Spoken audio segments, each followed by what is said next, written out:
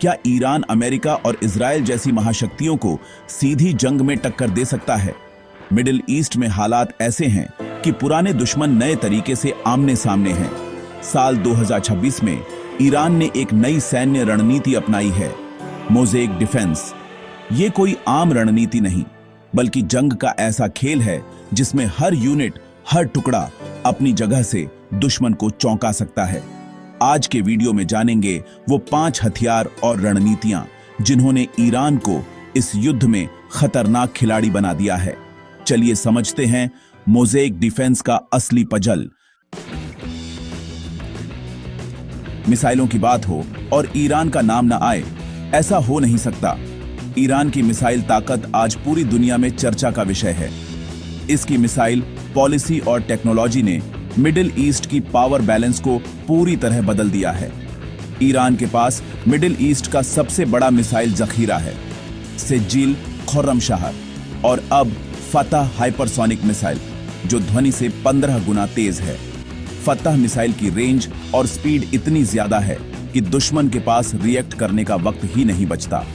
Iran लगातार नई नई मिसाइलें बना रहा है, जिससे उसकी ताकत हर साल बढ़ती जा रही है। इन मिसाइलों की सबसे बड़ी खासियत है मोबाइल लॉन्चर्स, यानी मिसाइलें छुपा छुपा कर कहीं से भी दागी जा सकती हैं। ईरान के पास ऐसे सैकड़ों मोबाइल लॉन्चर्स हैं जिन्हें रेगिस्तान, पहाड़ या शहरों के बीच कहीं भी छुपाया जा सकता है।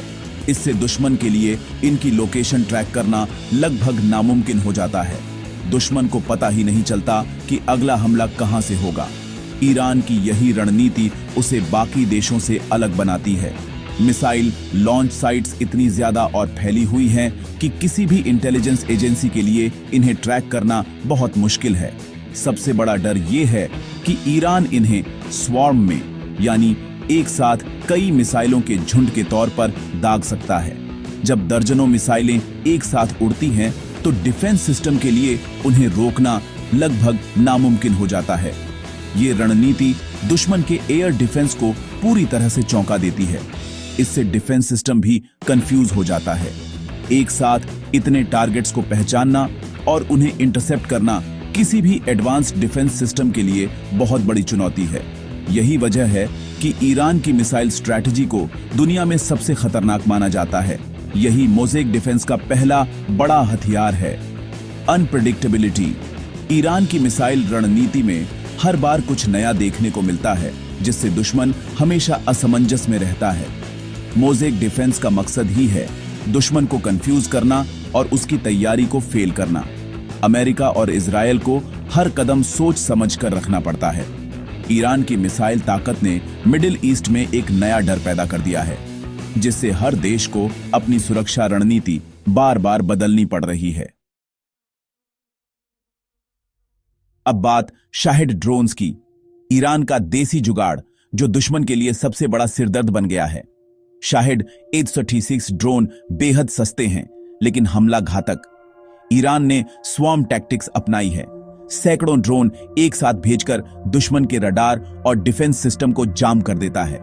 शाहिद 136 को कमिकाजे ड्रोन भी कहते हैं, क्योंकि ये सीधा टारगेट पर जाकर फट जाता है। इतने सारे ड्रोन एक साथ आएं तो कोई भी सिस्टम ओवरलोड हो सकता है। ईरान ने इन ड्रोन्स को यमन, सीरिया और इराक के मिलिशिया को भी दे दिया है, जिससे मोज़ेक डिफेंस और भी खतरनाक हो गया है। असली गेम चेंजर है मोज़ेक डिफेंस स्ट्रेटजी। ईरान ने अपनी सेना की कमांड और कंट्रोल को पूरी तरह विकेंद्रित कर दिया है। अब हर यूनिट, हर प्रांत अपनी मर्जी से जंग लड़ सकता है, बिना ऊपर से आदेश का इंतजार किए। इससे दुश्मन के लिए जंग को जल्दी खत्म करना नामुमकिन हो जाता है। ईरान ने सैकड़ों अंडरग्राउंड बंकर्स, मिसाइल साइलोज और डिसेंट्रलाइज्ड कम्युनिकेशन नेटवर्क्स बना लिए हैं। हर यूनिट को लोकल ऑटोनॉमी दी गई है। यही वजह है कि मोज़ेक डिफेंस को वॉर ऑफ एट्रिशन, यानी थका देने वाली जंग का सबसे खतरनाक फॉर्म कहा जाता है। ईरान कभी अकेला नहीं लड़ता। उसकी सबसे बड़ी ताकत है उसका बनाया हुआ एक्सिस ऑफ रेजिस्टेंस। इसमें शामिल हैं हिजबुल्लाह जो लेबनान में है, हूती जो यमन में है और कई दूसरे ग्रुप्स जो ईरान के इशारे पर चलते हैं। ये संगठन सिर्फ नाम के लिए अलग अलग हैं। असल में ये सब ईरान की रणनीति का हिस्सा है। ईरान इन सबको फंडिंग, ट्रेनिंग और हथियार देता है ताकि जरूरत पड़ने पर ये उसके लिए मोर्चा संभाल सके। इराक के मिलिशिया भी इसी नेटवर्क का हिस्सा हैं। ये सब मिलकर ईरान के लिए एक सुरक्षा कवच बनाते हैं। अगर कोई देश ईरान पर हमला करता है तो ये ग्रुप्स अलग अलग मोर्चों पर हमला कर सकते हैं, जिससे पूरे मिडिल ईस्ट में हालात बिगड़ सकते हैं। यानी ईरान पर सीधा हमला करना पूरे इलाके में आग लगाने जैसा है। प्रॉक्सी वॉर यानी सीधी लड़ाई से बचकर अपने प्रॉक्साइज के जरिए दुश्मन को घेरना ईरान की सबसे कामयाब रणनीति है। ईरान खुद सामने नहीं आता, बल्कि अपने समर्थक ग्रुप्स से दुश्मनों को उलझाए रखता है। इससे ईरान को सीधा नुकसान नहीं होता, लेकिन उसके दुश्मन थक जाते हैं, उलझ जाते हैं और कई बार हार भी मान लेते हैं। स्ट्रेट ऑफ हॉर्मूज ये जगह ईरान के लिए एक और बड़ा हथियार है। दुनिया का करीब 20% तेल यहीं से गुजरता है। ये रास्ता अगर बंद हो जाए तो पूरी दुनिया की अर्थव्यवस्था हिल सकती है। अगर ईरान ने ये रास्ता बंद किया तो तेल की सप्लाई रुक जाएगी और कीमतें आसमान छूने लगेंगी। इससे अमेरिका और यूरोप जैसे देशों पर जबरदस्त दबाव बन सकता है, क्योंकि उनकी अर्थव्यवस्था तेल पर ही टिकी है। प्रॉक्सी वॉर और स्ट्रेट ऑफ हॉर्मूज ये दोनों मिलकर मोज़ेक डिफेंस की सबसे बड़ी चाल बनाते हैं। ईरान बिना सीधी लड़ाई के अपने प्रॉक्सीज और तेल के रास्ते को हथियार बनाकर अपने दुश्मनों को घुटनों पर ला सकता है। यही है ईरान की असली चाल, दबाव, डर और रणनीति का ऐसा खेल जिसमें सामने वाला सोच भी नहीं सकता कि अगला वार कहां से आएगा। सवाल यह है, क्या मोज़ेक डिफेंस से ईरान अमेरिका और इजराइल को मात दे सकता है? यह सिर्फ एक सैन्य रणनीति नहीं, बल्कि एक पूरी सोच है जिसमें हर छोटी बड़ी ताकत को जोड़कर एक बड़ा असर पैदा किया जाता है।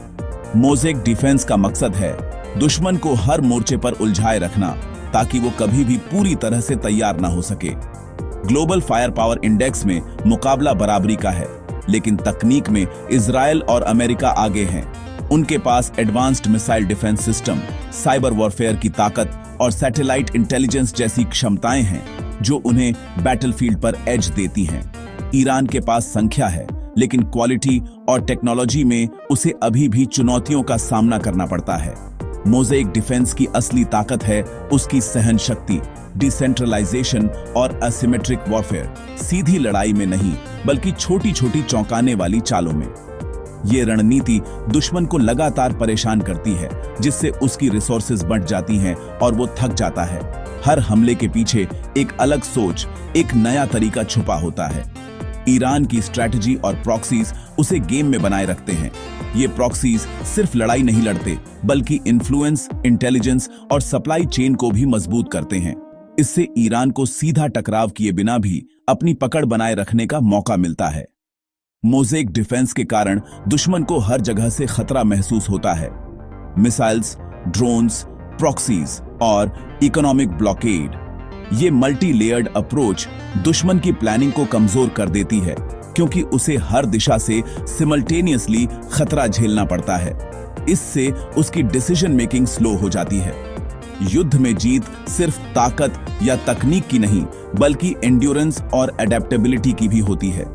जो सेना मुश्किल हालात में खुद को ढाल सकती है, वही लंबे युद्ध में टिक सकती है। मोज़ेक डिफेंस इसी फ्लेक्सिबिलिटी और रेजिलियंस का उदाहरण है। मोज़ेक डिफेंस इसी का सबूत है, एक ऐसी रणनीति जो अलग अलग ताकतों को जोड़कर एक यूनिफाइड और मजबूत डिफेंस तैयार करती है। यही वजह है कि आज मोज़ेक डिफेंस को दुनिया भर में एक अनोखी और असरदार रणनीति के तौर पर देखा जाता है। मोज़ेक डिफेंस ने मिडिल ईस्ट की जंग को पूरी तरह बदल दिया है। ईरान ने दिखा दिया कि जंग सिर्फ बड़ी सेनाओं या तकनीक से नहीं, बल्कि स्मार्ट स्ट्रेटजी और एंड्योरेंस से भी लड़ी जा सकती है। लेकिन असली सवाल यही है, क्या मोज़ेक डिफेंस अमेरिका और इजराइल जैसे हाईटेक दुश्मनों के सामने टिक पाएगी? भविष्य में कौन जीतेगा, ये तो वक्त ही बताएगा। क्या आपको लगता है कि ईरान की ये रणनीति उसे इस महायुद्ध में बचा पाएगी? अपने विचार नीचे कमेंट्स में बताएं और ऐसे ही डिफेंस अपडेट्स के लिए सब्सक्राइब करें।